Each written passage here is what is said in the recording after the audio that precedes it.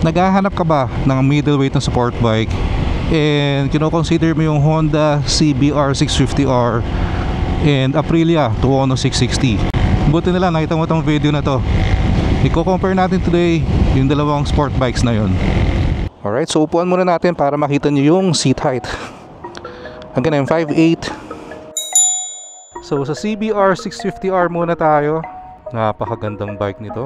So the whole time hindi tayo gagamit ng clutch. Okay.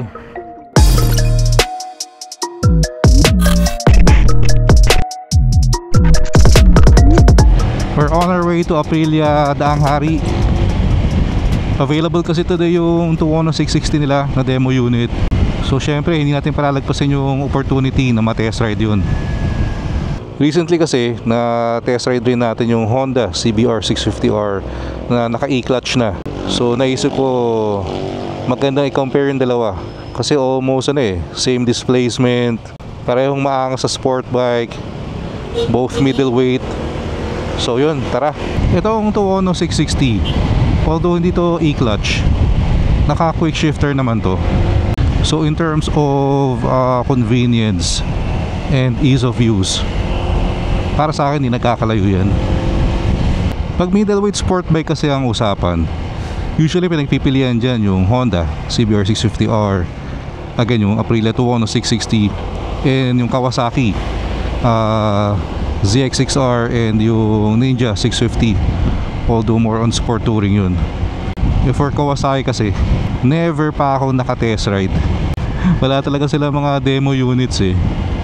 Oo nga no, ngayon ko lang naisip, parang naka-test ride tayo ng halos lahat ng brands ng motorcycle except Kawasaki. Buti lang na naka-Kawasaki naman tayo, Z900. So may experience pa rin tayo sa sa brand na yun. Ayokong sumiksik sa mga truck na yan. Ayokong tumabi. May nakita kasi akong video about sa blind spot ng mga truck. Yan, grabe. Parang mas mas malaki pa yung blind spot nila kaysa doon sa nakikita nila sa side mirror. Alright, so we are here, Aprilia Motor Ace.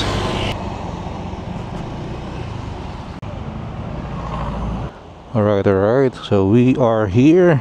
Ito yata Tuono 660, mukhang ito yung gagamitin natin.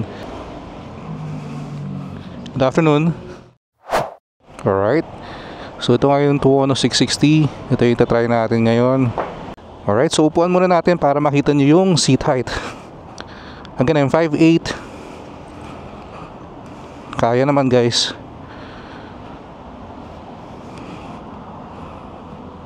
Parang compared to CBR 650R, medyo mas mataas ng konti, pero again, very manageable naman. Ayun.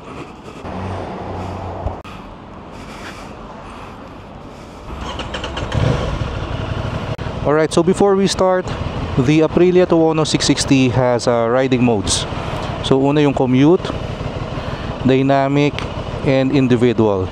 As far as I know, yung individual, ito yung pwede mong i-tweak na, i-personalize. Commute, ito yung normal riding mode.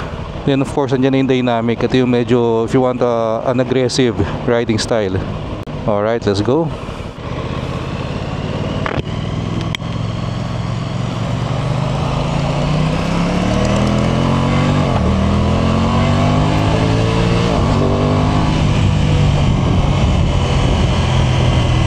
Parang hindi 662 or kasi naka-dynamic. Lakas. Ramdam na ramdam mo yung hatak pag naka-dynamic.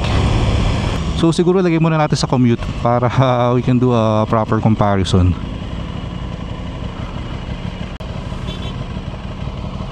So yan, commute. Nalakasan ako sobra doon sa dynamic.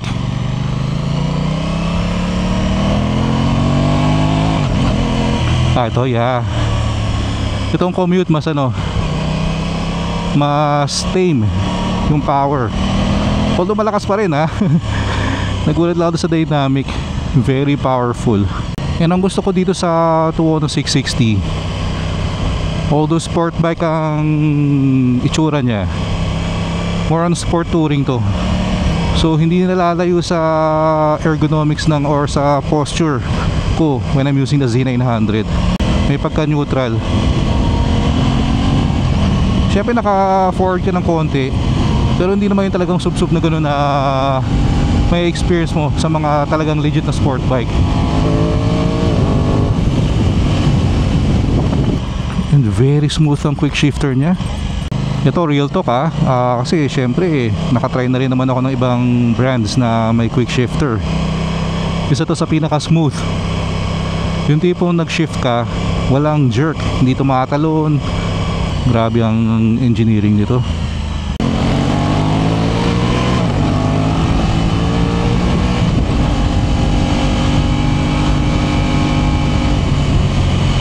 Very comfortable ng ergonomics ito, ng sitting position.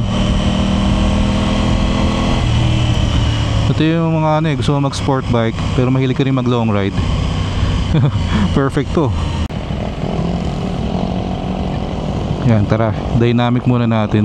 Pag naka-dynamic pala, nagbabago rin yung gear indicator from color blue nagiging color green.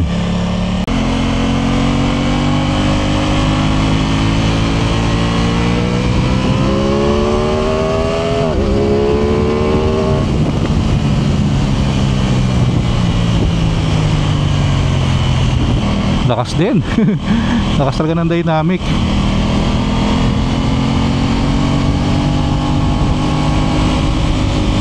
Magandang dumaan dito kung gusto mong i-try yung bike, lalo na yung suspension, kasi itong part ito medyo maalon. And itong Tuono 660 sobrang pasado ito sa suspension test. Ramdam kong ina-absorb niya yung yung mga alon.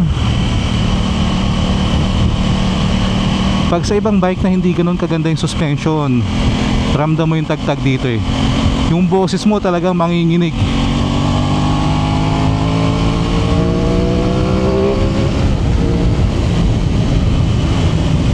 Dapat nakatak ka dito sa Tuono 660. Tatangayin ka, lakas rin ng torque.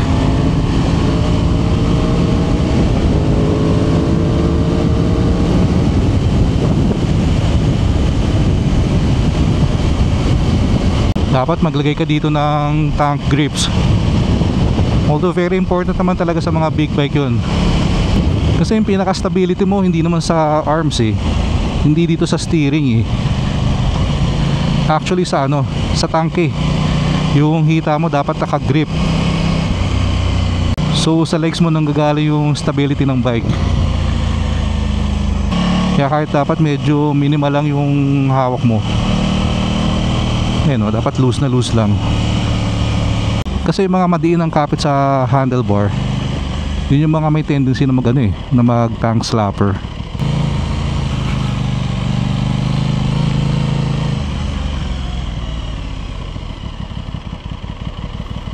So dito muna tayo.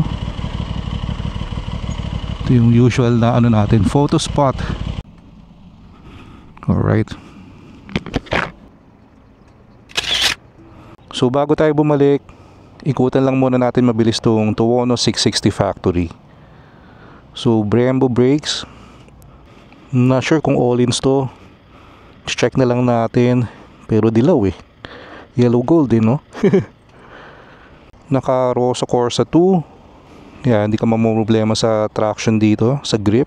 Syempre Pirelli, all LED. May ipopogi pa ba tong bike na to? Pag kumuha lang nito, lalagyan ko kagad ng tank grips. Kasi lakas din talaga ng power niya for a 660cc bike For some kasi baka hesitant mag 660 or yung middleweight, mga 600cc bike. So baka iniisip nila makabitin sa power, di ba? Compared sa liter bikes. Pero for me, kung idadynamic mo to, palag-palag sasabay ito.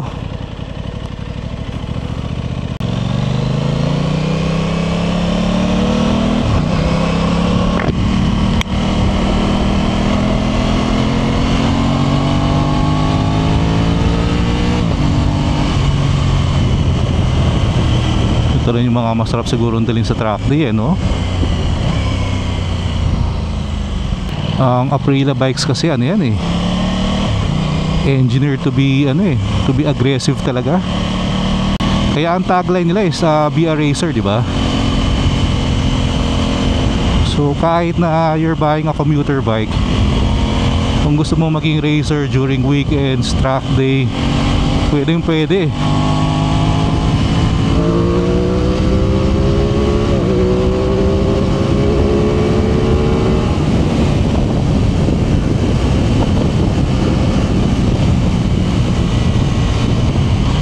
Ay, ganyan naman yung auto blip na yan.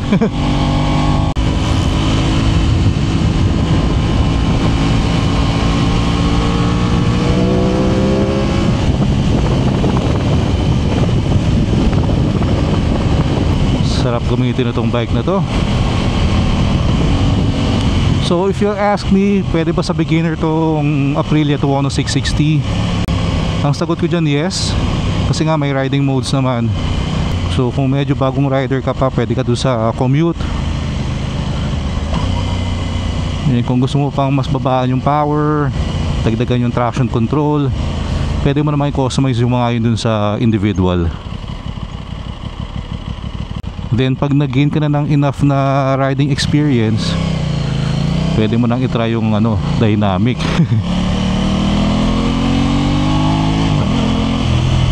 Enjoy gamitin to. We're also planning to test ride pala yung Aprilia V4. Yun ang ultimate bike ng Aprilia. Bagong kabit nga lang yung Acra exhaust, hindi pa rin naka-tune. So after nilang ma-tune yun, we will try that out din. Pero sa ngayon, dito muna tayo sa 660. Sobrang enjoy. So kung interesado rin kayo mag-test ride itong Aprilia Tuono 660, punta lang kayo dito sa Motor Ace, Daang Hari. Yung Aprilia nandito lang sa ground floor. Yun. Alright. Alright. Sobrang enjoy. Quick ride lang. Just wanted to get a feel. Actually, na-test ride na naman natin to before, 2 years ago. Although, bago-bago pa tayo sa pag-ride nun. Kaya siguro ngayon natin talaga na-appreciate itong Tuono 660. Grabe, ang ganda nitong R90 talaga, oh. Ito yung na-test ride natin sa ATC recently. RS457. Guys, kung gusto nyo rin i-test ride to, pwede dito, available to. So again, punta lang kayo dito sa Aprilia Daang Hari. Sir Mike, thank you very much. Thank you, sir. Syempre. Sir, follow mo ko, ha. So every time nagtitest ride tayo ng matitinding bikes, parang nakakalungkot pagbabalik sa ADV. Hindi, joke lang. Joke lang yun. Love na love natin to sa ADV. So since comparison video to, doon sa mga hindi nakapanood ng Honda CBR 650R test ride natin, ito, play ko sa screen. So sa CBR 650R muna tayo. Napakagandang bike nito. So the whole time hindi tayo gagamit ng clutch. Okay. Nakapiga kagad ako sa clutch, no? Nawawala sa isip ko. Isa to sa mga major change dito sa 2024 na CB and CBR 650 lineup. Yung panel, ganda, no? So hindi tayo gagamit ng clutch. Nakakapanibago. Para yung isip ko gustong mag-clutch, eh.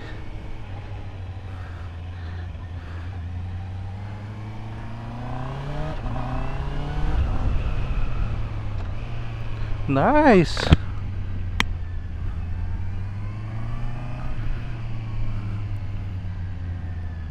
Sarap gamitin ito, guys.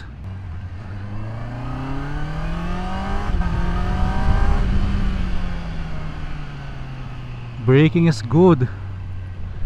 Actually better than good. Auto blip.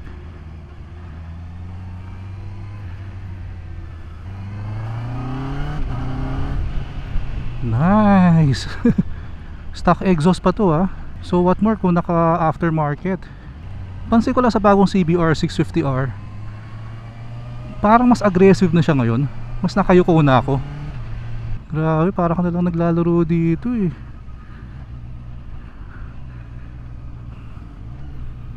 Solid sobra to. Nawawaw ako.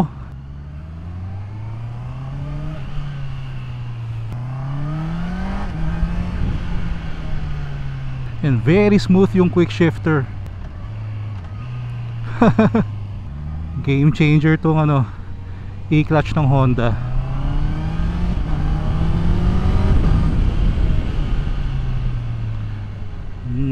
impressive braking.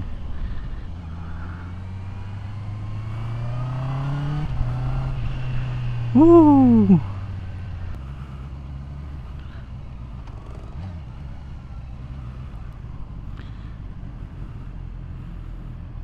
Alright, sobrang enjoy guys.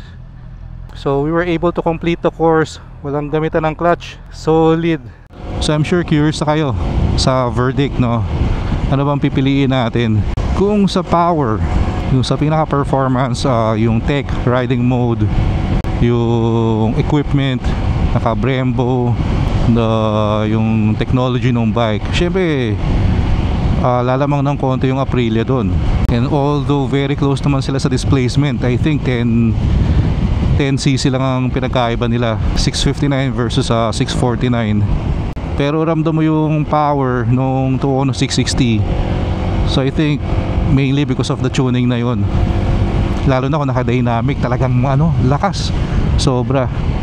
Pero yun na nga I really feel na yung sa Aprilia targeted rin yan targeted audience or targeted market. Kasi although very very similar in terms of category yung dalawa, yung Tuono 660 and CBR 650R, medyo malaki yung price difference nila. Posto na lang dito yung exact amount, pero I think around 300k more or less ang difference. Kasi nasa 500 plus yung CBR 650R na e-clutch and 800 plus naman tong Tuono 660.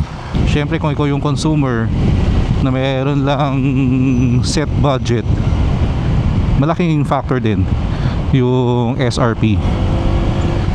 Pero syempre kung budget is not a factor, good choice tong Aprilia. Pero kung limited naman yung budget mo, hindi ka rin magsisisi sa CBR 650R, lalo na yung e-clutch, nakaw. And yung bagong CBR naka TFT display na rin. So yung bottom line ko, baka sabihin nyo cap out pero yung for me, yung bottom line ko, ano man mapili nyo dun sa dalawa, parehong panalo.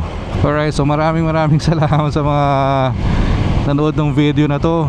And again, kung nagugustuhan nyo yung mga ganitong klaseng content, please don't forget to like and share the video. And we're also very close to hitting 9,000 subscribers dito sa YouTube. So kung hindi ka pa nakasubscribe, please click the subscribe button below. Salamat. Pero dun sa mga ready na talagang bumili anytime and namimili dun sa dalawa, I would suggest i-test ride nyo rin.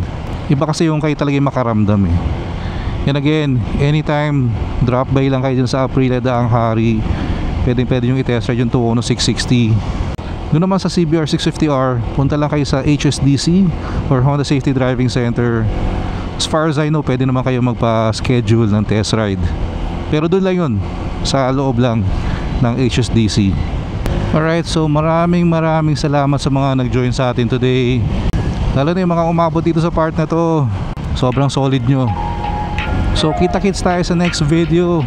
Ingat kayo lahat palagi. Always ride safe. Peace out.